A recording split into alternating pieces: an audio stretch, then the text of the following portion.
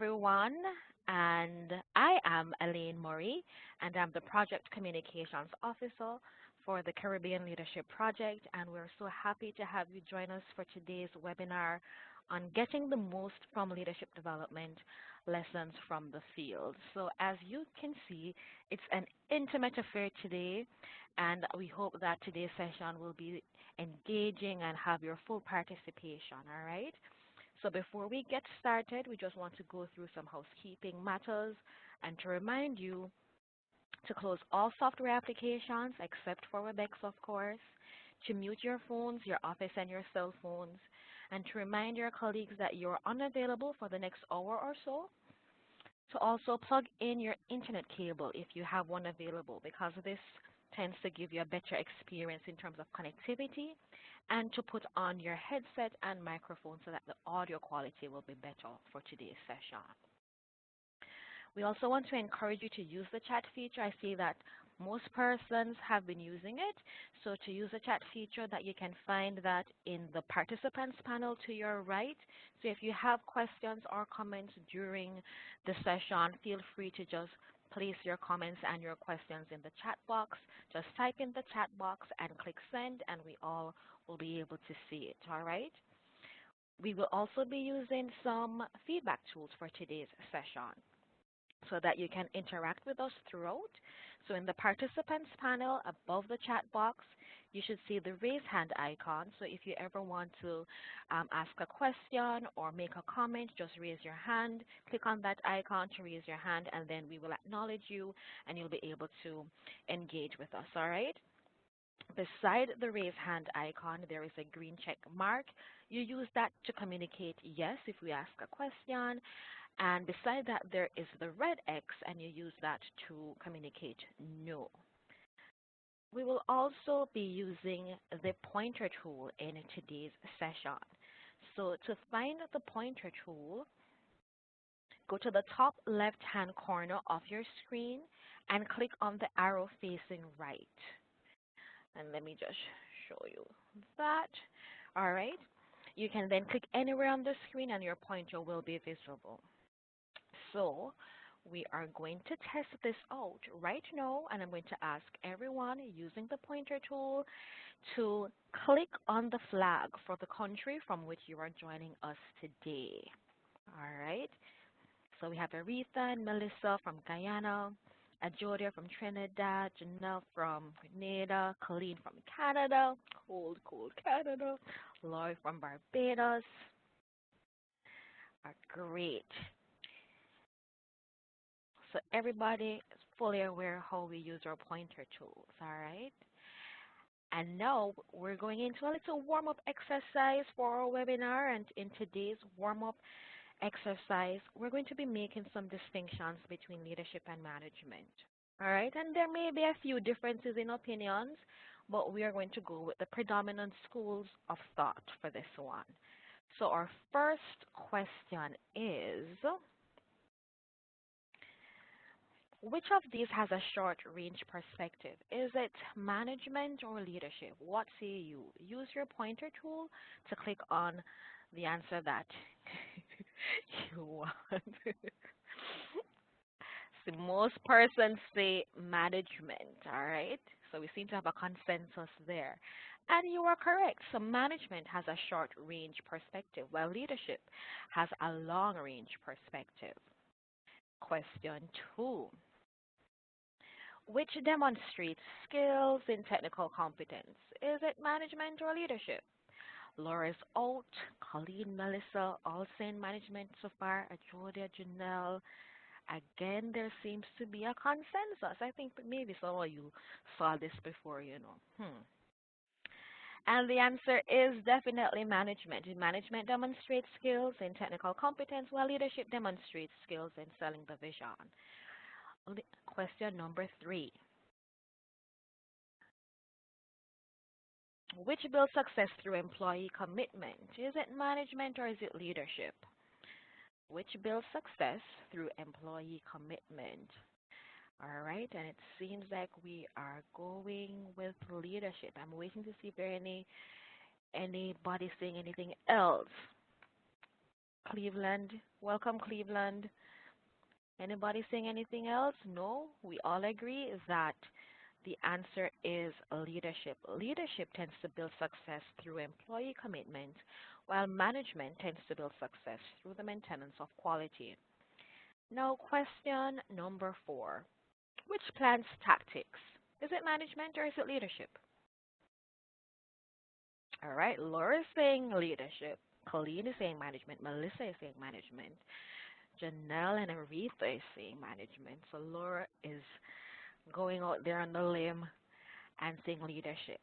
The answer that we have is actually management. So management is more focused on tactics, while leadership is more focused on strategy. And question number 5. Which of these eyes the horizon? Hmm. Management or leadership? What say you? Aretha says leadership. Colleen says leadership. Ajodil, Laura says leadership. Melissa says leadership. Is there anybody who's thinking management? Anybody at all?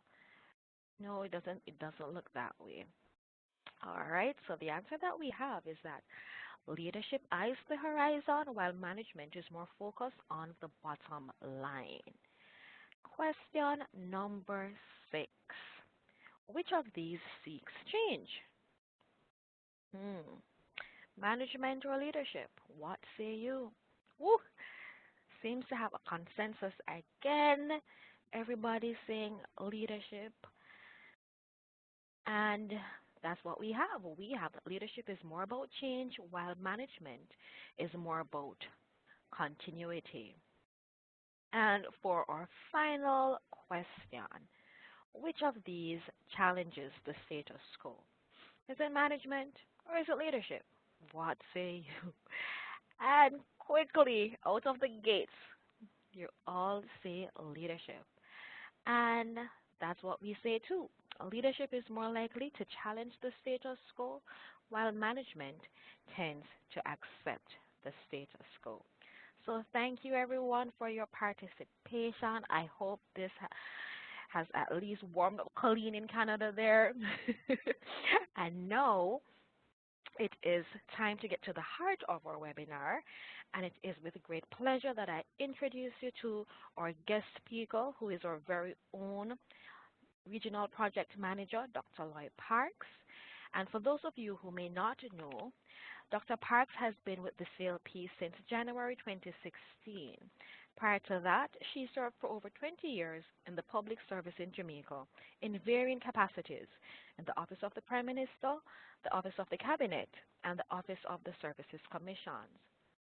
Dr. Parks has lectured in the field of human resource development and public sector management for the past 17 years at the postgraduate levels at the Management Institute for National Development in Jamaica and the University College of the Caribbean, and has presented and facilitated numerous workshops and conferences across the Caribbean and in New Zealand, where she obtained her doctorate. Dr. Parks is also an executive coach and currently serves as the lead coach with the Government of Antigua and Barbuda Senior Leadership and Management Development Program. So without further ado, Dr. Parks, I am handing over to you. Thank you so very much, Aline, and welcome to all of you. Thank you so much for logging in, taking the time to join us in what we hope to be a very deep discussion around this issue. I think Colleen would agree with me. This is a topic that perhaps keeps us awake at night. We are a project focused on leadership development within the Caribbean region across 12 Caribbean countries. And this is a project funded by the Government of Canada to the tune of 20 million Canadian dollars.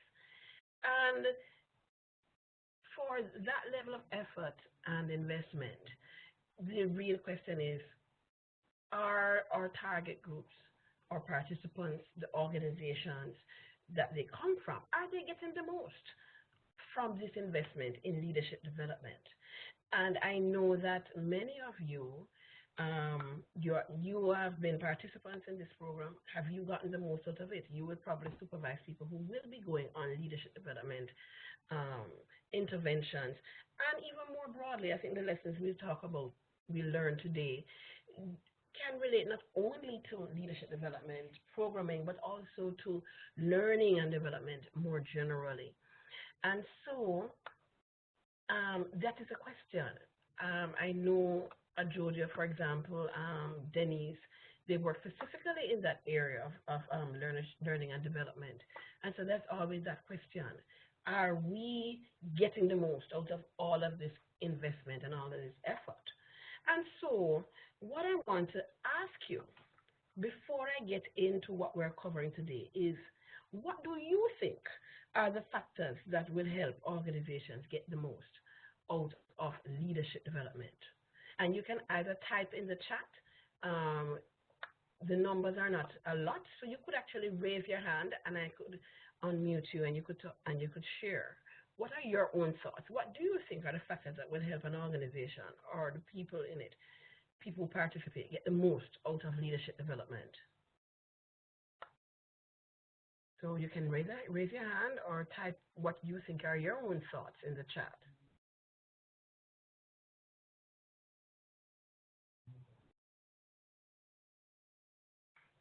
Waiting.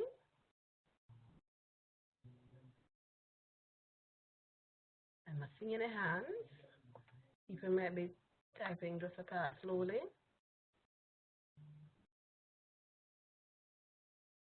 It's much easier if you just raise your hand and you could just share your own thoughts.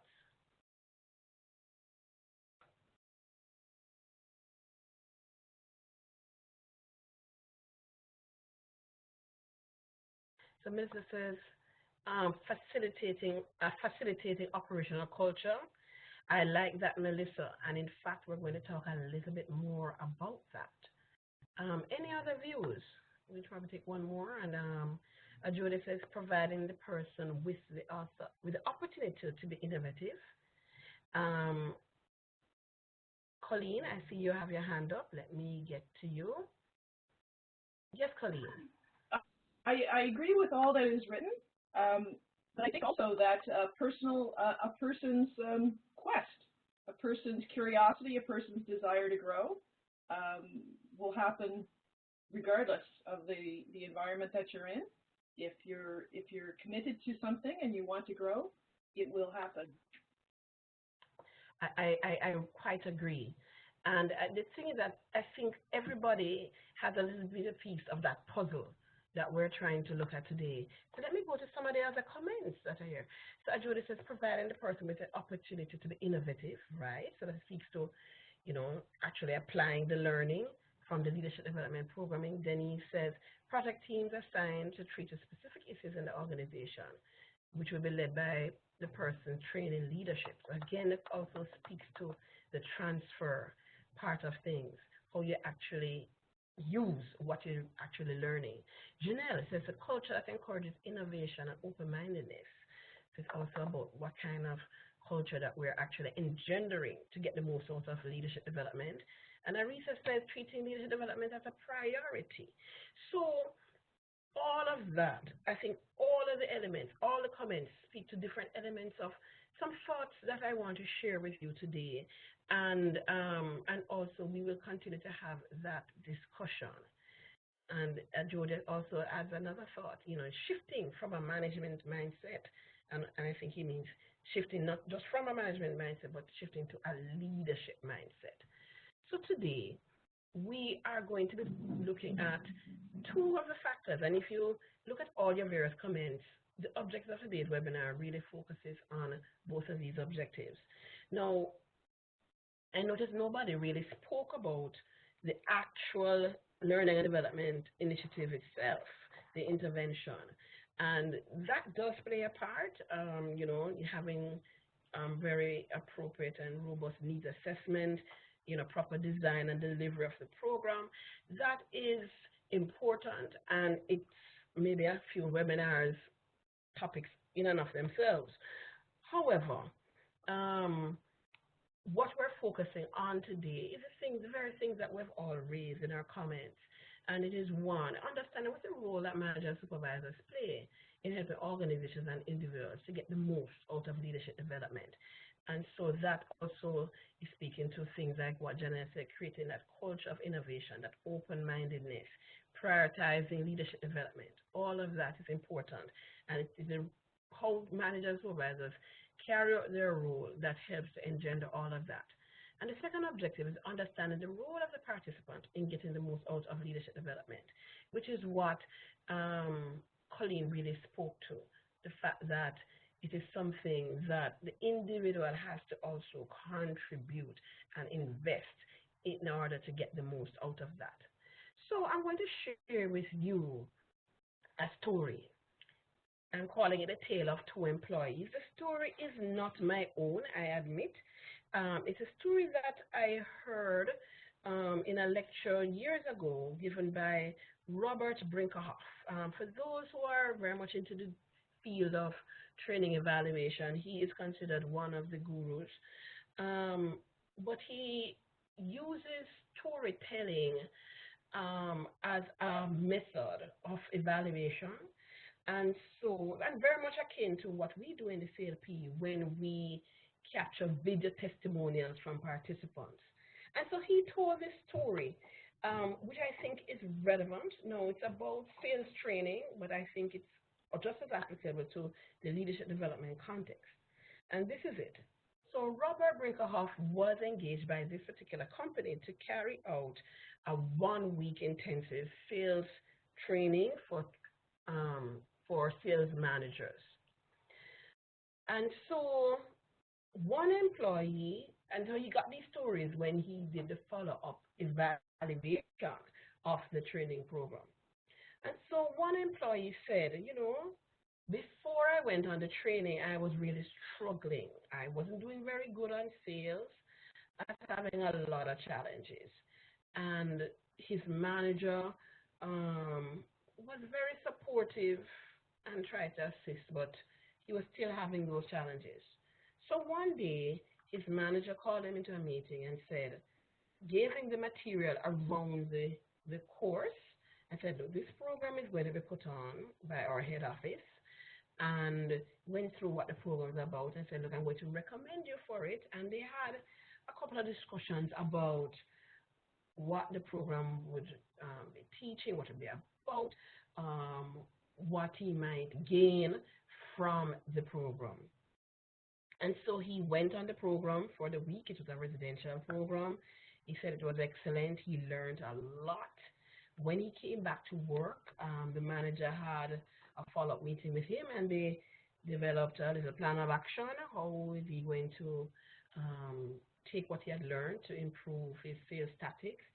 And he said he still had a little few bumps along the way, but working with, manager, applying the tools that he had learned, eventually he became a top salesperson. Of course, it was awesome. Awesome. Employee number 2 was already somebody who was performing very well, but he said he was really experiencing a lot of stress at work. In particular, he didn't feel he was achieving work-life balance, and he was particularly concerned because the last couple of years he missed his daughter's birthday. So he had booked the time off to take his daughter on a special trip for her birthday. The Friday in question, this is just before he's supposed to go off, his manager comes to him and says, such and such person was supposed to go on this program, but they can't go again, and they've already paid for it. So you need to go. Even though he's explaining to the boss that he, already booked the time off, he had these family plans, he was compelled to go. And so he had to, for another time, cancel his birthday plans for his daughter, and he went on the course. He said the course really was excellent. He can say he did learn some additional tools in terms of sales. But quite frankly, he was very upset that he missed his daughter's birthday yet again. And he's looking for a next job. And He just seeing this training as something that he can use to beef up his resume as he seeks another job that will give him a better work-life balance. So, you have heard that story. What made the difference between the story between these two employees? Both of them did the program, both of them did very well, both of them learned a lot. But you can see they had two totally different experiences at the end of the day.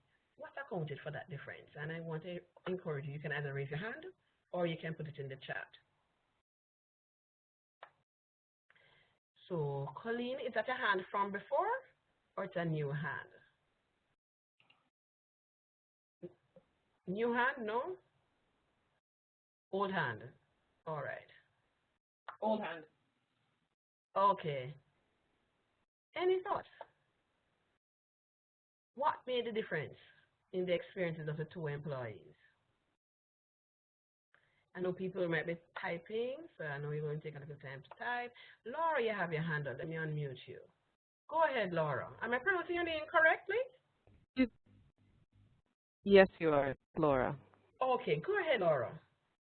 I would say the difference is motivation and preparation. Preparation before the employee left and the opportunity to exercise to use some of the information that they gained afterwards. And motivation, the employee was interested in doing this and wanted to do it. Right. So it's motivation, preparation. The employee wanted to do it. Thank you so much for that, Laura. You can just click on the hand icon again to just remove your hand. And I see Melissa says, perhaps a sense of priorities between the two employees. Okay, Melissa, I'm going to unmute you and ask you just to elaborate a little bit more. Well, based on what I was able to glean from the story, it seemed as though the sense of priority between the two employees was different. The one who wasn't able to get as much from the experience, the second employee, he had something that was already important. So he had to make a choice. And I guess at some level, sometimes in the workplace, we have our own personal priorities that we want to pursue, and when work has a requirement, we honor that, and sometimes it doesn't suit our overall goals. So that's what I would want to share. Okay, thank you. And I quite agree. I think the other thing too is also the approach of the managers as well. So the manager for the first employee was, to go back to some of the terms that you used earlier, the manager clearly was providing coaching. I saw Denise talk about provision of coaching is integral to the transfer of learning. So it's obvious that the manager played a role in coaching the employee to help that employee to transfer the learning. That is employee number one. And also that the manager was very supportive of the employee, but also created expectations as well as buy-in from the employee to get that person engaged before, during the program, and certainly afterwards. And so that really is the crux of what we're talking about as we talk about the role of managers as they help to develop leaders. And so this is not by any means a simple thing for managers to do. As you talk about developing the leaders that you will lead, there are a number of challenges that you have to consider. Some of these statistics that I'm going to share with you is actually coming out of a U.S. survey that was done by CEB Global, which is a part of the larger Gartner group in the United States.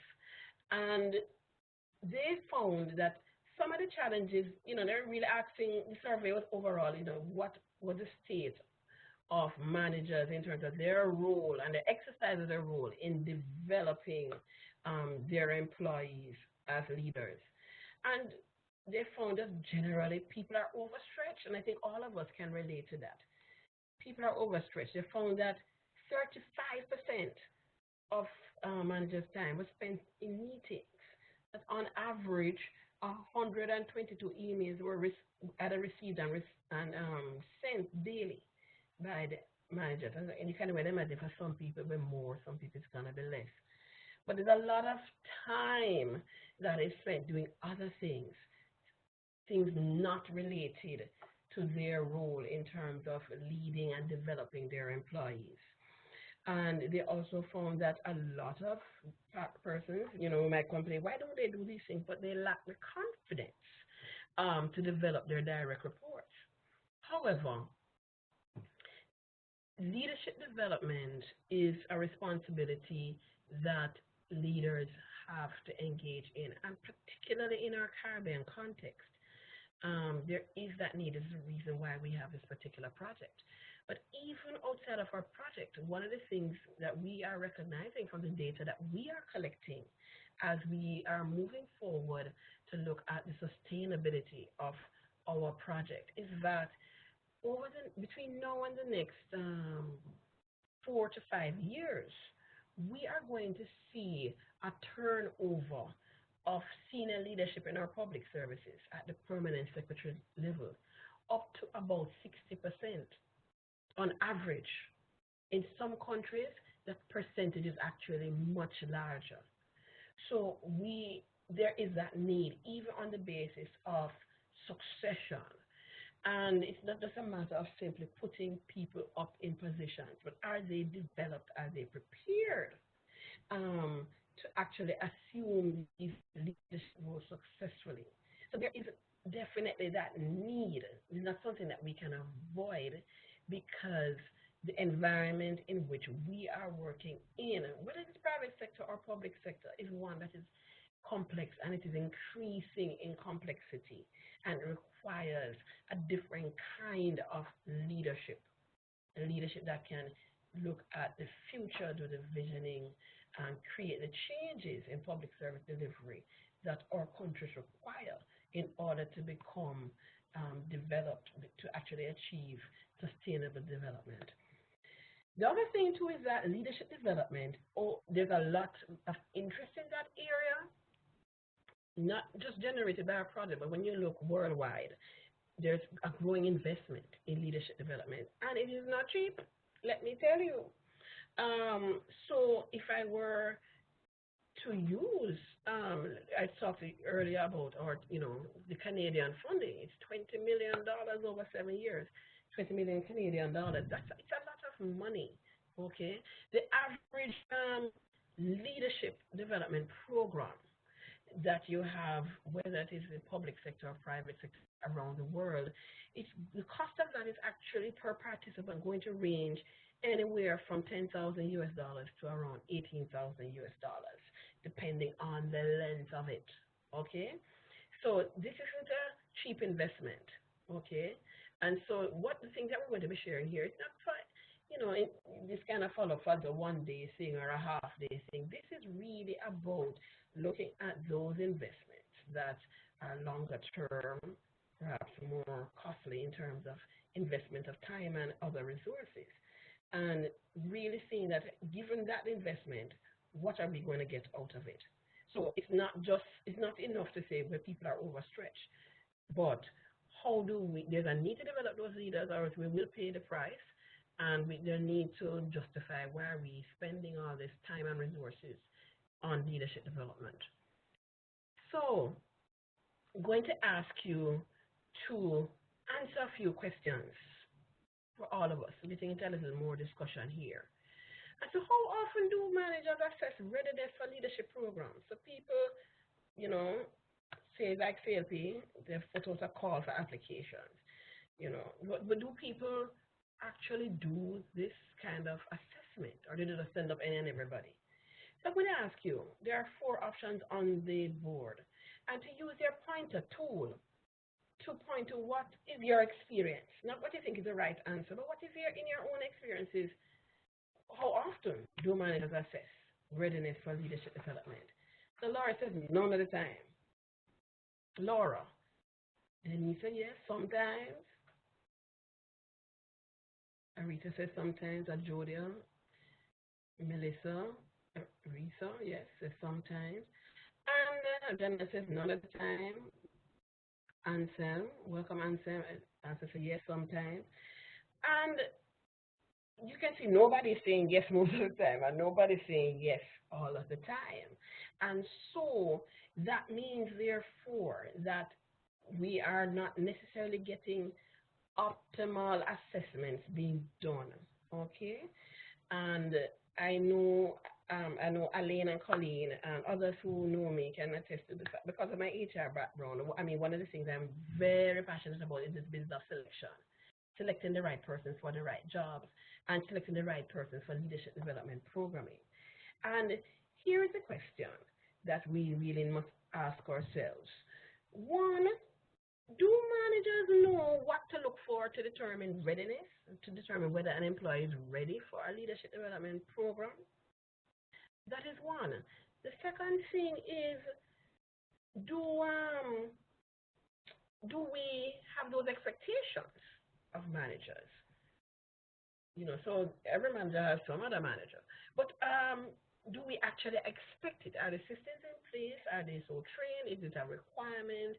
Is it an expectation that, in fact, they are supposed to have this role? So do they know they have that role? Are they held accountable for that role? And do they know how to fulfill that role, to assess readiness for leadership development programs?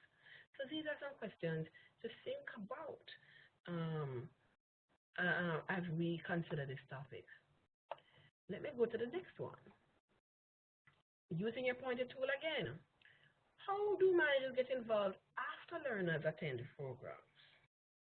So you can use the pointer tool again. Is it one, little involvement in how employees use what they've learned back on the job? They encourage employees to use the learning back on the job. Or three, they hold employees accountable for how they use the learning back on the job. So see, Janelle, Arisa, and Sam are congregating around two. So there is encouragement. Some say little or no involvement. And if you notice these three statements, you see that they each of them, by progression, speaks to a greater level of commitment and activity around that involvement of managers after learners attend a program. So clearly, encouraging employees to use the learning back on the job is good. It's certainly not zero. But three, I want to put it to you, is perhaps more ideal. How do we hold employees accountable for how they use the learning back on the job? And this is why in our leadership development programs, where we encourage participants to develop learning stretch projects, that we try to encourage the participants, managers, to get involved, to be part of that process, because that is what and also not just get involved in the process in terms of encouraging the employee, but also hopefully to take it a step further and to hold them accountable for how they use the learning back on the job. Great, let's just move on. How do managers follow up on expectations after the program? So this is really speaking to some specific follow-up activity that says, there are these expectations, and this is exactly how we intend to follow. So again, use the pointer tool. Now, when I was preparing this, just because the slide, I didn't want to overcrowd the thing, but it could be that they require nothing. So that's also another option that could have been there. They require nothing. But here are the 5 options we have. They just want a summary debrief. I know certainly from my experience in the public service, especially when people go on overseas programs, they always wanted to come back and do a report. They require demonstration, specific project that they have to use a learning, action plan, requirement for measurement of a change or result within a reasonable time frame. So some people have chosen 4, some are 1, some are 2. And again, you will see that for each statement, there is a greater weight of expectation in terms of the activity that a manager can actually pursue to follow up. And each of them will, of course, lead to different levels of effectiveness in terms of transfer of the leadership development learning. So merely doing a summary debrief, where is that going to go? Maybe somebody else can read it if they have access to it, but really, is that really adding value? Requiring a demonstration of the learning within a particular time frame, that also, it can be useful. We're not knocking that at all. But you can see that when you are requiring persons to actually do a project, have a particular action plan for um, implementing the learnings acquired, actually doing some sort of measurement to ensure that, okay, as a result of this um, application of learning, this is a change that we are anticipating, and we're measuring that, and we know how we're going to measure that, and when that will be done, expected time frame. That allows for much more accountability for actually implementing changes. Thank you. And so when we're talking about improving learning by managing managers' behaviors, that's really what we're saying. We need managers to exhibit certain kinds of behaviors in order to help those under their supervision to actually get much more out of leadership development. And to summarize what we're expecting managers to do, they need to evaluate readiness before training. They need to assess whether the learner is ready to attend training. Now, a common thing I get when we send out call for applications for our leadership development programs, and of course, invariably, we can't choose everybody because there are more dogs than bones, far more applicants than there are places. And so we have had instances, persons just, could not be selected at that particular time, and people follow up. And a common thing they say, boy, I'm so disappointed because that one really needed training. And I always ask, what do you mean by they really need it? And invariably, this is an employee who they're having a lot of performance challenges with, either with their work output, either with how they're managing other persons, either in terms of conflict. There's some issue that's going on with the person. And so when I dig a little deeper, invariably what I find is that they want the person to change, but really they're really avoiding the difficult conversation with the person. Rather than confronting the performance issue and then saying, okay, we are sending on this training and this is the kind of change that is going to be required. They don't have those discussions. They want to send them on a leadership development program with the hope that a miracle will occur. And the truth of the matter is, I'm not saying you can't send quote unquote problem employees on leadership development, but are they ready? Do they accept that there's a gap that needs to be closed? And if they don't accept that there's a gap that we want to close, then they're not ready. They're really not ready. And so you need to assess, are they ready to attend the training? You also need to assess what exactly does the organization need today and tomorrow. A leadership training is about not just developing people for today, but developing people for leading into the future. And what exactly do you need your leaders to do?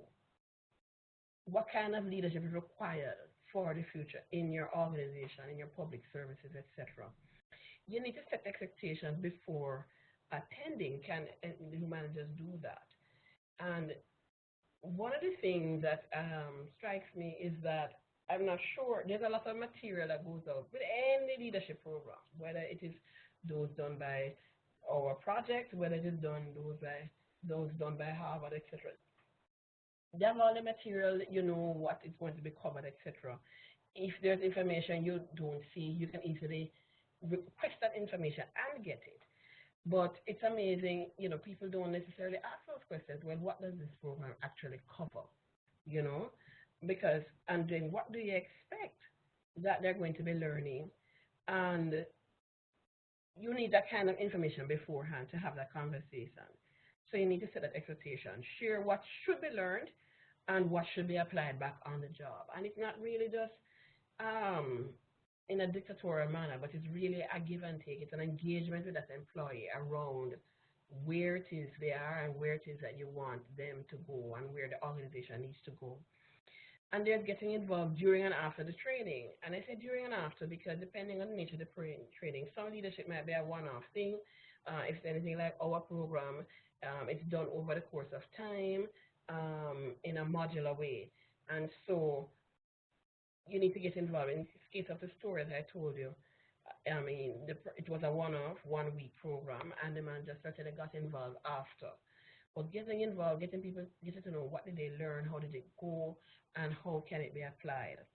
Then you have to follow up on expectations, and you need to confirm that the expectations that are set, that they can actually be met, and that you develop mutually agreed ways of tracking performance against those expectations. A manager's last but certainly not least is provide the resources because persons might need resources in order to do the necessary application of leadership development learning. And so whether it is tools, whether it is time, whatever support that they require. And certainly provide praise when you see people have actually successfully done the transfer, successfully implemented learning or shared learning. And of course, also if you recognize that you need some amount of corrective feedback, then that is also provided. So the last slide that two slides that I have here really is focusing on the role of the participant. And this is very important, and Colleen spoke to that earlier in what she shared with us. And leadership development is actually participant-led because leadership development is very much a very personal experience in many ways because people have to choose to be a leader. You can't just make them into a leader. So yes, it is facilitated, and you need to have quality facilitators, etc. But ultimately, the participant has to engage in that learning. They have to decide how they choose to learn, how they apply that learning, and what it means for them. And leadership development really isn't an academic exercise. If you consider all the books that are out there on leadership development, and if people were to read all these books, would it make them a better leader? No. So it's really not something that is merely understanding what these leadership theories are and what they mean. It really is something that people have to experience. And because of that, our programs and lots of other leading leadership development programs are experiential in nature. And so what is it that a participant needs to do? And it mirrors very much what is it that managers need to do. And in an ideal world, you really want a union of the managers and the participants fulfilling both their roles together to get the most out of leadership development. So when we talk about prep up, persons do need to prepare, okay? Similar to the manager, they need to do an analysis. What is it that they want to learn? How is it that they want to grow? What questions do they have that they can bring to the leadership development program, and that hopefully through that process find some answers or some strategies that they can then try out. So you have to set those expectations. And also to be open, part of preparation is being open to the learning, open to having, maybe mindsets and thoughts and ideas that you had before, have them being challenged, and the willingness to actually change based on new insights. Then you also have to step up. And step up really speaks to while you're actually involved in the program, that you have to attend, and by attending, yes, being there, whether it is physically, whether it's in that virtual space, however it is delivered. But it's also about being fully present. I think one of the challenges we have certainly seen is that the technology can be very distracting. People might be distracted by emails coming in, answering phone call, texts, and what have you back at work.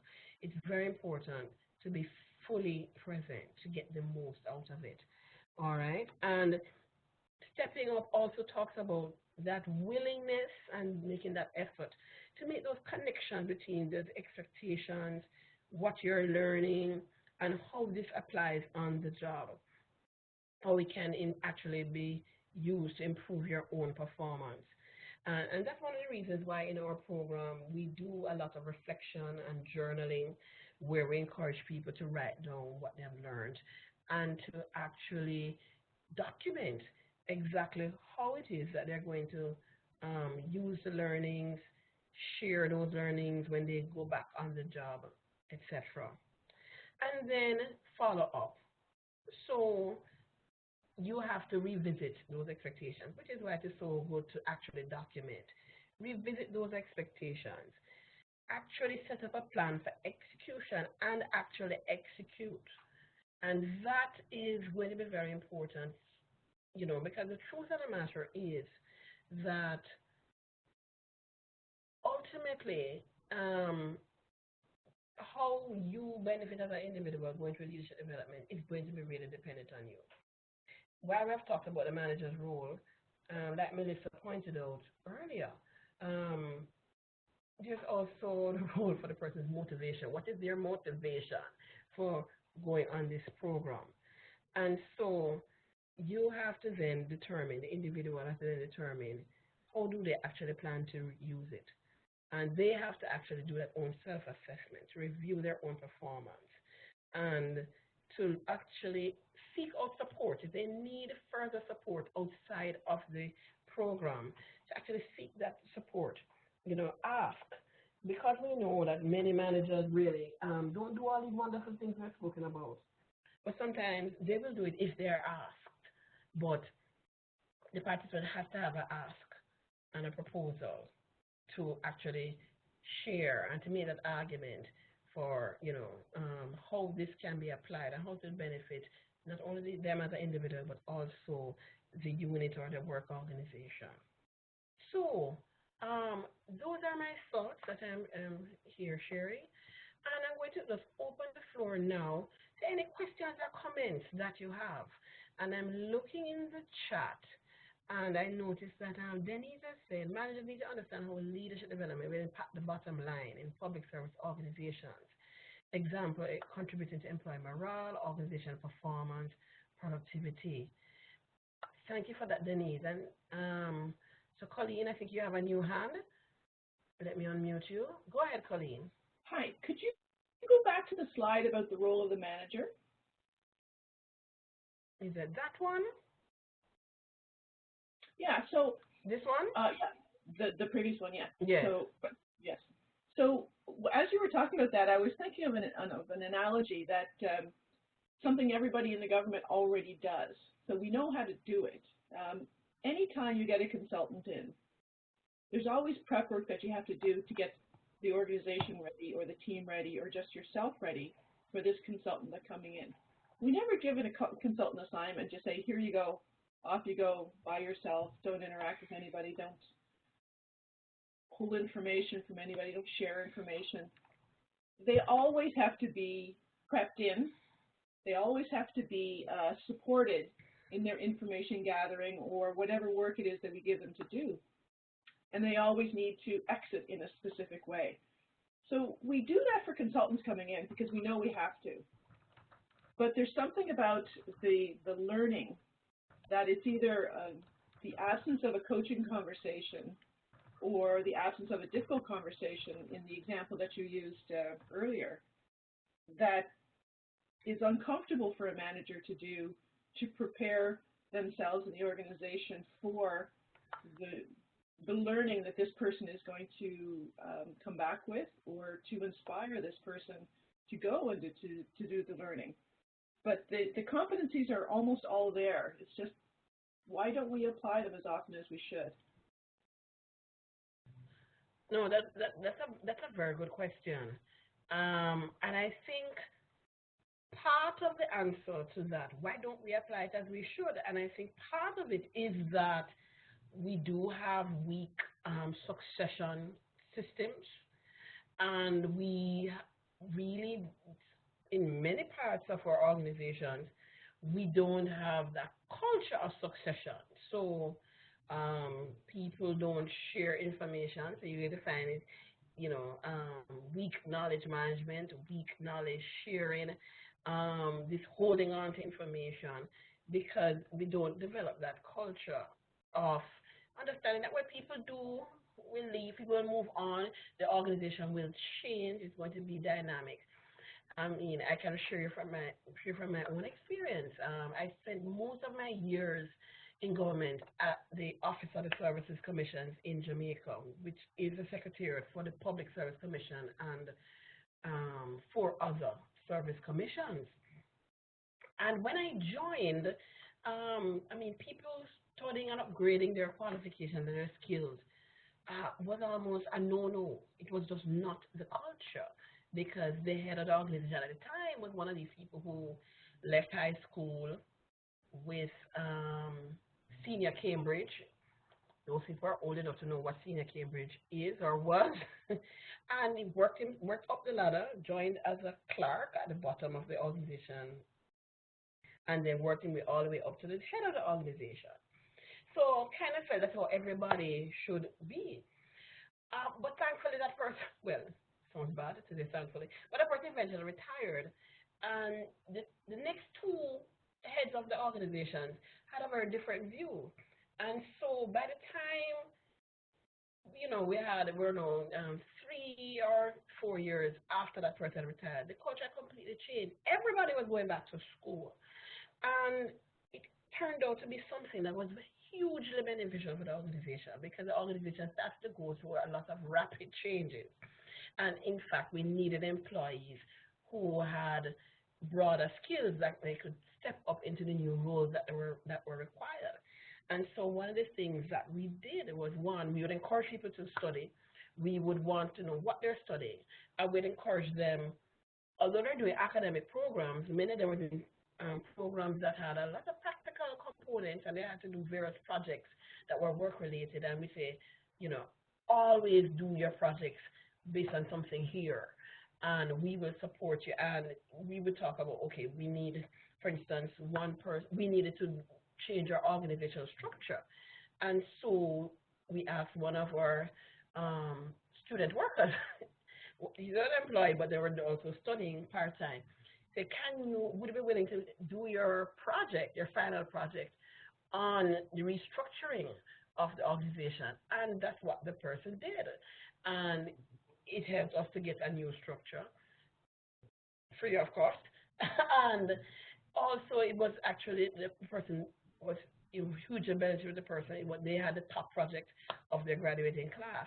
So these are the ways in which you can actually work with people in a very simple but profound ways to actually help persons to actually use the training. It's really just having that conversation. And it's because the leadership changed, and the leader always had the view that, hey, we're not here forever. And it actually would say it, we're not here forever. Our role is to develop the others behind us so that, the vision for the organization as they were changing can be fulfilled. So thank you for that, Colleen. Any other thoughts or questions at this time?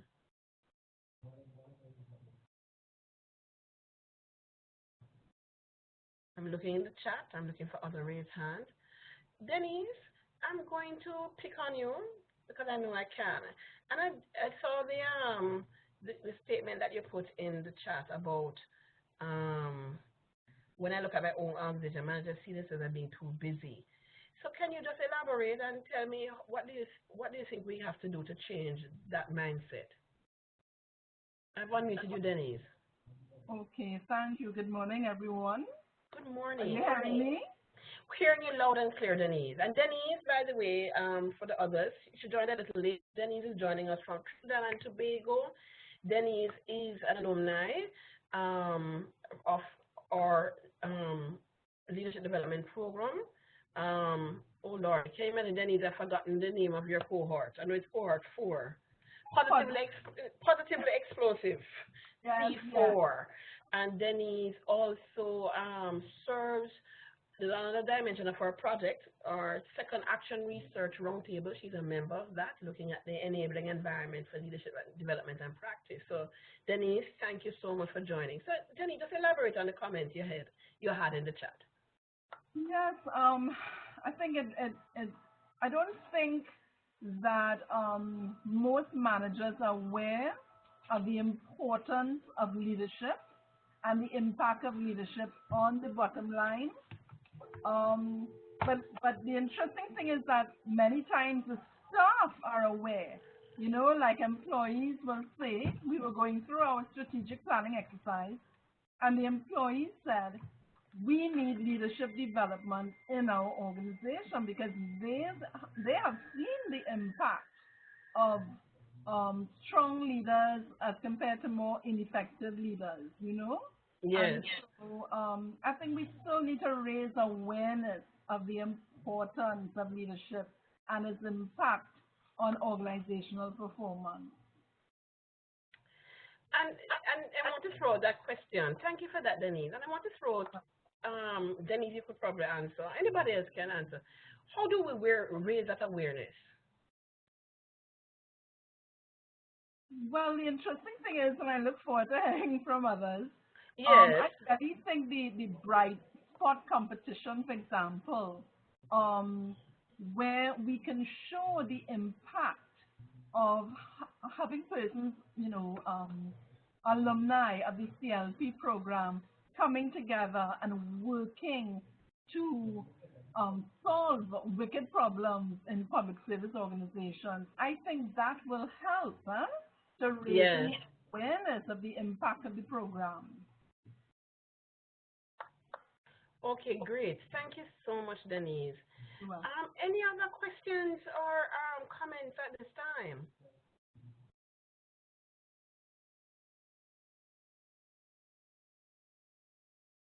Not all at once. I'm checking the chat, or you can just raise your hand. Oh, Julia, I'll unmute you. Go ahead, Julia. Hi, Lloyd. I kind of agree with Denise and also with what Colin was saying earlier in terms of, unfortunately, in the Caribbean, from what I have recognized is that we have persons only top positions still maintaining that managerial position, that managerial role. And unfortunately, and I see it happening in Trinidad, where they don't want to upset the status quo. The feeling is, it's my time now. And while they may be aware, I think they are aware that the benefits of improving your employees and transforming them into leaders, I think it's much talk, just to be saying the right things, but they don't really mean it. Unfortunately, we don't really practice succession planning in the public service. It's very limited because of the rules and regulations. And if we really want to make an impact, there's where we need to start. Yes. Thank you so much, Julia.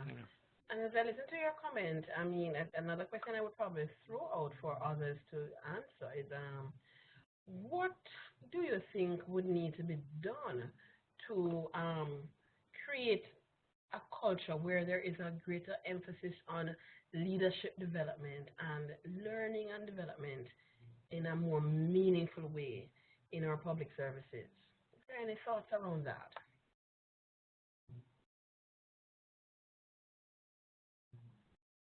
And looking in the chat, you know, you can raise your hand if you Melissa. Yes, Melissa, go ahead. Yes, Lloyd. I want to say that in many ways it's the expectation of the participants and of the persons that you have to interact with, because my understanding of leadership development and having gone through the experience being a part of the program is that these are tools that are given is to help you, the manager, to become stronger in the role that you have to play and the effect that you have on the people that you have to interact with. And I don't know that level of the dialogue is necessarily clear, because my observation is that some people feel as though once you have experienced leadership development, then you're competent to impart leadership development, when I don't know that that is necessarily the case. Having been trained in leadership development, you are now expected to be better in your leadership functionality, and then after some time, you will be able to impart to persons the particular training. But the training that you receive is to help you to have better relations with your staff, your reports, the persons that you have to report to and so forth. So for the participant, uh, and I'm sharing this from a participant's perspective. I feel as though I have quite a bit of expectation that I have to honor from my superiors, having benefited from the investment. However, uh, what it is that I have to do as a leader goes back to the job that I'm employed to do, which is to supervise, to gain support for projects and buy-in in legitimate ways and so on. So there are some gray areas that still need to be ironed out, and that's why this particular session is so tremendously useful. Thank you. No problem. Thank you too for You're sharing welcome. that, Melissa. And I see that Denise has put in the chat, developing and implementing a competency-based human resource management framework that places emphasis on leadership competencies will help. So thank you both for those comments. And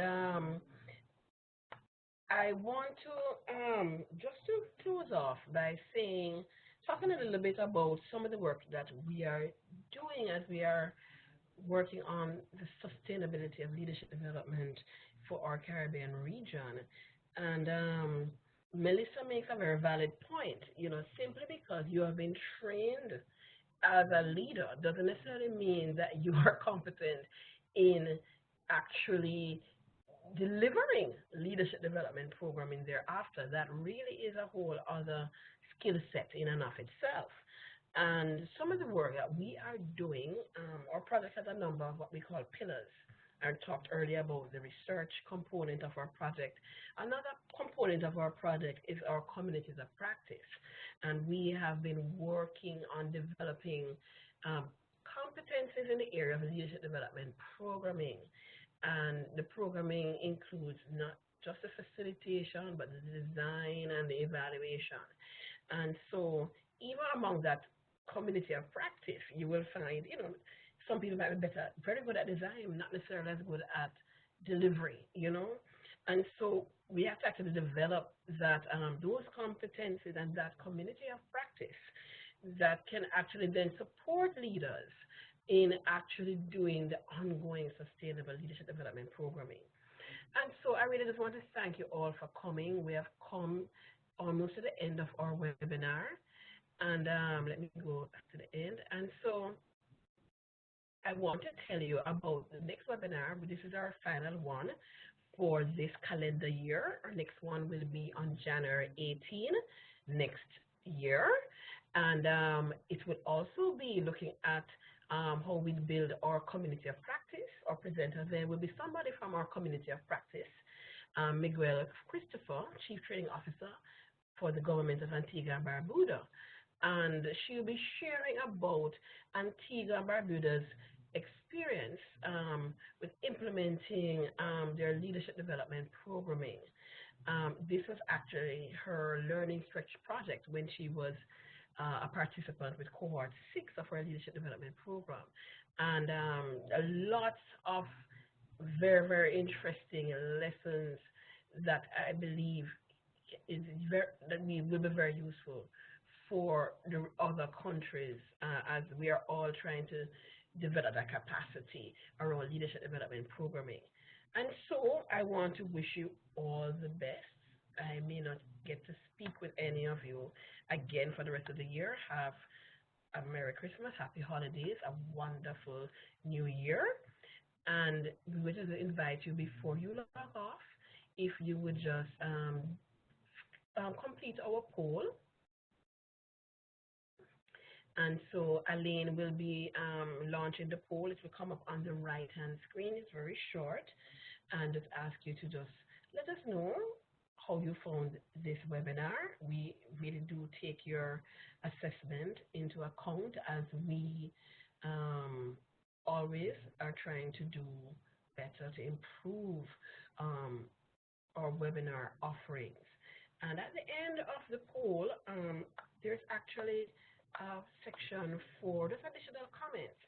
And although we have asked additional comments on this session, but you know what you could also put in there, if there are other topics that you would want us to cover in future webinars, you could place those there as well. And because we're always looking for suggestions on how to better serve our clients, our community.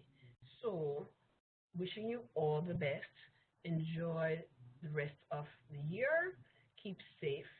And Colleen, we hope you will, notwithstanding, keep warm. Well, I'll be in the Caribbean for a bit of it, so yes, I expect I will. You get a little warmth in St. Lucia. Great. All right, then.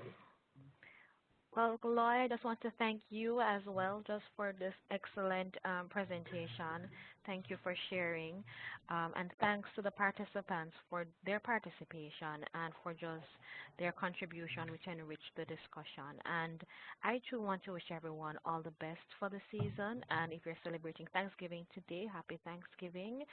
And if you're going to do some shopping online later, happy Black Friday.